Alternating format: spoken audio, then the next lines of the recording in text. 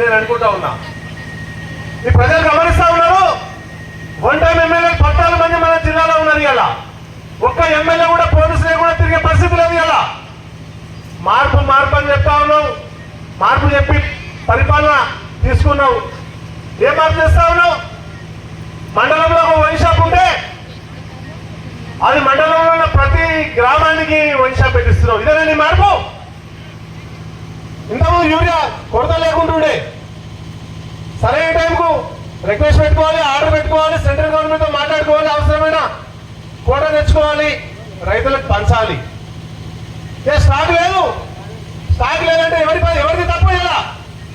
ఇలా పాదయాత్ర చేస్తూ ఉంటే 3 జాగ్రత్తలు చూస్తూ ఉన్నాం. ఎక్కడ చూసినా రైతులు బారో కట్టి నిలబడతా ఉంటారు. ఏంటి పరిస్థితి? వర్షాలు పడక వర్షాలు పడతా ఉంటే యూరియా లేకపోతే పడిగాపులు కాసి ఒక్కొక్క బస్తా తీసుకొచ్చి ఇబ్బంది పడతా ఉన్నారు. ఇలా ఇల్లు ఊరుచి ఇప్పుడు ఇల్లు ఇచ్చినావు. ఊరికి 10 ఇళ్ళు 5 ఇళ్ళు. ఆ ఇల్లు ఏం చేస్తా ఉన్నావు?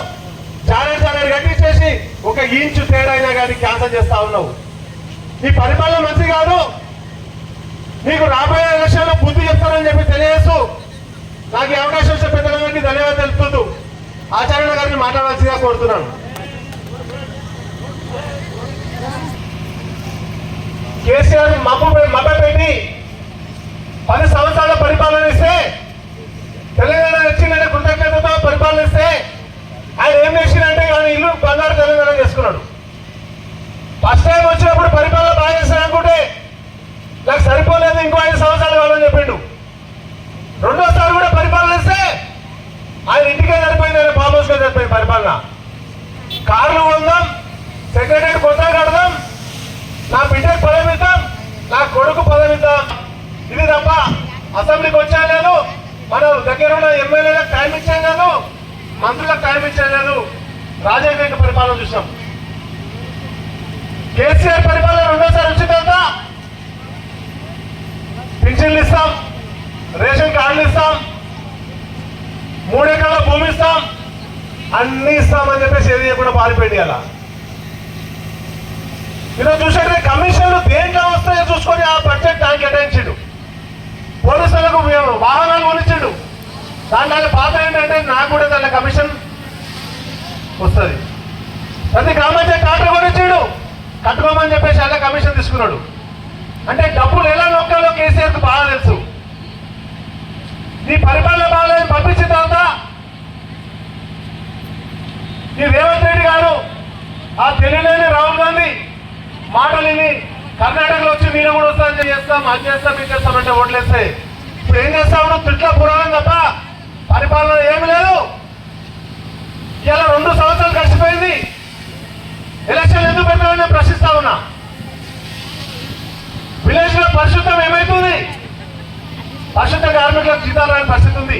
ఇదే ఊరుకోటలో కొంత బియ్యం అడిగితే బియ్యం ఇచ్చే సందర్భం కూడా ఉంది. అధికారులు ఇబ్బంది పెడతా ఉన్నావు. ఎమ్మెల్యేగా 6 సార్లు పోటీ చేసి ఓడిపోయినా గాని మొక్కవోని దీక్షతో, ఆత్మవిశ్వాసంతో ప్రజలే నా దేవుళ్ళు, ప్రజాసేవే నా లక్ష్యం అంటూ నిరంతరం కార్యకర్తల కోసం, ప్రజల కోసం నిరంతరం ప్రజల లోపల ఉండి ఈ ప్రజా వ్యతిరేక పరిపాలనపై శక్తికి మించి ఆయన ప్రతిరోజు ఉద్యమ బాటలో నడుస్తున్నటువంటి ఆచార్య గారిని కల్వకుర్తి నియోజకవర్గ ప్రజలు ఎంత దురదృష్టవంతులో ఒకసారి ఆలోచిస్తే నాకు అర్థమవుతుంది.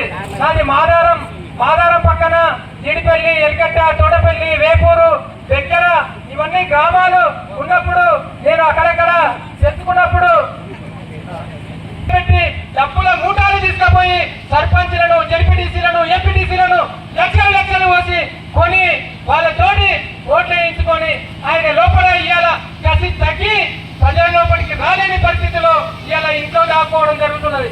కాబట్టి అన్నగారిని కల్వకుర్తి నియోజకవర్గ ప్రజలు ఈ వచ్చేసారైనా కానీ అందరి గుండెల్లో పెట్టుకొని చూసుకోవాలని చెప్పేసి ఈ సభాముఖంగా కోరుకుంటూ ఊరుకొండ మండలానికి ఇచ్చేసినందుకు ఆయనకు ధన్యవాదాలు తెలుపుకుంటూ ఉంటున్నాను. ఊరుకొండ మండల బీజేపీ అధ్యక్షులు రాజేందర్ గౌడ్ గారు ఈరోజు మాదారం నుండి ఊర్కొండ వరకు బీటీ రోడ్డు సాధనకై వందలాది మంది కార్యకర్తలతోటి పాదయాత్ర చేసుకుంటూ ఈ గ్రామానికి విచ్చేసినటువంటి పెద్దలు జనార్దన్ రెడ్డి గారు, రాపోతుల శ్రీనివాసులు గారు, మండల రామచంద్రారెడ్డి గారు, సాహితీ రెడ్డి గారు, అదేవిధంగా ఈ మండలం అంతా నాగర్ కర్నూలు జిల్లాకు వస్తుంది. జిల్లా భారతీయ జనతా పార్టీ ఉపాధ్యక్షులు నరసింహ గారు, జిల్లా కార్యదర్శి రాంభూపాల్ రెడ్డి గారు, అదేవిధంగా రాష్ట్ర కౌన్సిల్ సభ్యులు దుర్గాప్రసాద్ గారు, అదేవిధంగా మహబూబ్ నగర్ జిల్లా ప్రధాన